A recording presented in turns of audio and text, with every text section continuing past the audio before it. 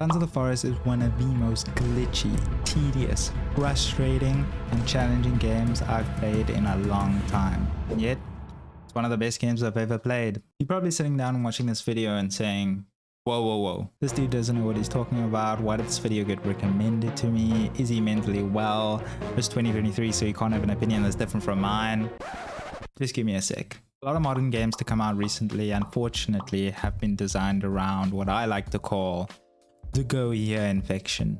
You watch a cutscene, you spawn in, boom, markers everywhere. You have NPCs you just met telling you to talk to the entire village. Retrieve your backpack here. 6 side quests flood your inbox. Minimap markers start appearing in your nightmares. Okay, yes, this game does have one of the most generic intro cutscenes of all time. I mean, come on, a helicopter gets shot down? You guys can do better than that. It was probably carved into stone walls when the cavemen were still alive. But when it's finally over, boom, you grab your shit and that's it. Good luck surviving the forest, you bitch. There's some text in the bottom right to help you understand the absolute basics, but other than that, you're on your own, man. I fucking hate this game, man.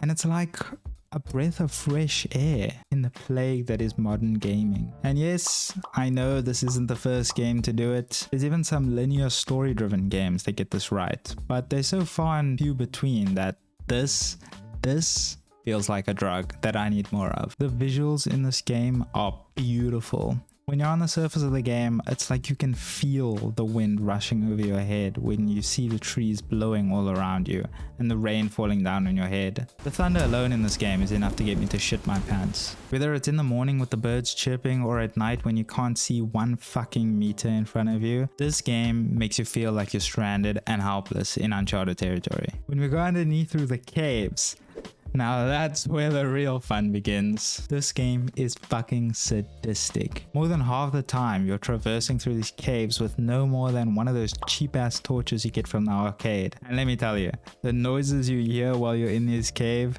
it fucking changes a man. Oh god. Jesus Christ.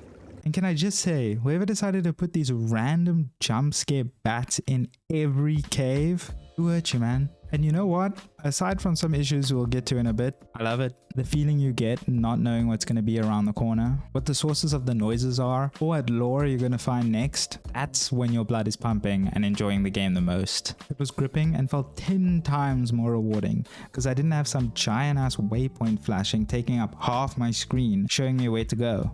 I explored and I discovered. While we're on the caves, who the fuck thought this was okay? Or this? Or this? I'm not even gonna show you me fighting these things because I know I'll get demonetized into the fucking stratosphere.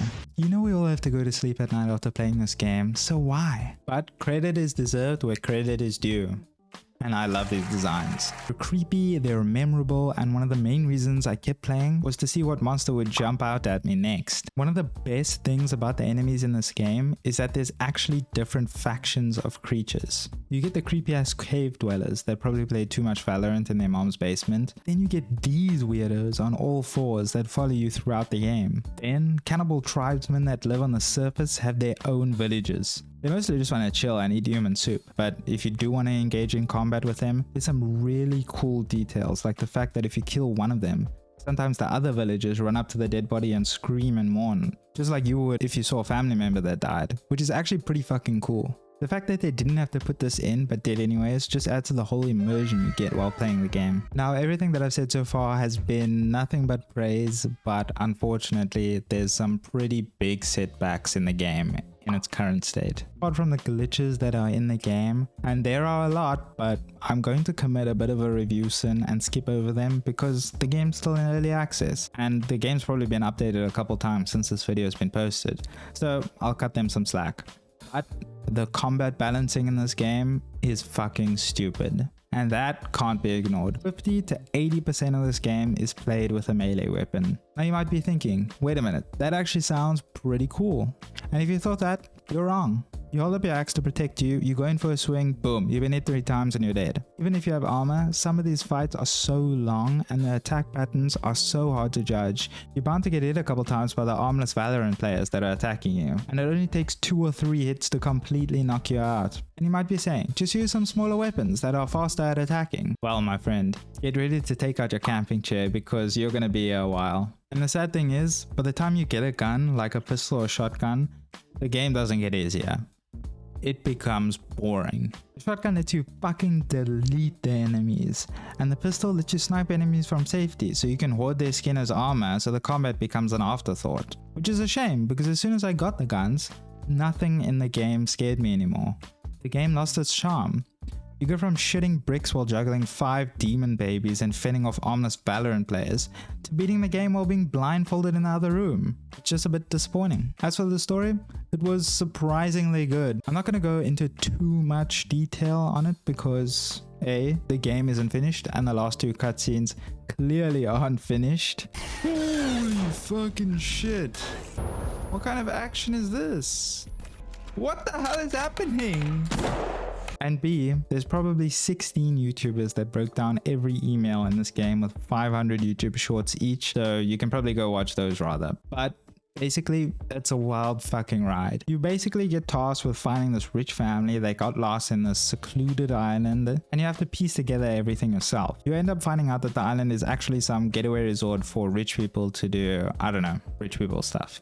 Funny side note is that because they're so paranoid about the island being discovered, they actually use physical emails by fax. So you find all these petty emails littered throughout the game where these people are being passive aggressive about some fucking golf balls that they can't get a hold of, which I thought was pretty funny. These emails got me through some caves, man. Anyways, they find this weird looking cube that seems to be able to communicate with other dimensions, and it turned everybody into these weird creatures that you see in the island, like an infection.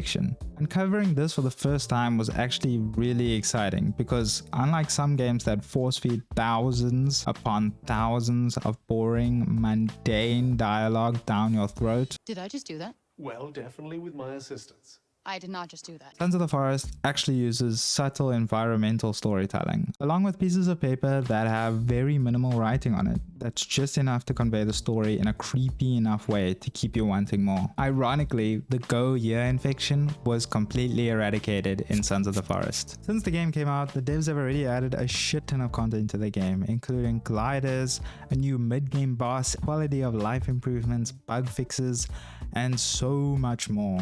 Honestly, before the huge update, the game was 100% worth the price. But now, after seeing how eager the devs are to make this game a masterpiece, which I think it's pretty close to being, it gives me hope that modern gaming isn't dead after all. Dude, this is sick. I did not mean to do that. Holy shit, Kevin. What the fuck are you doing?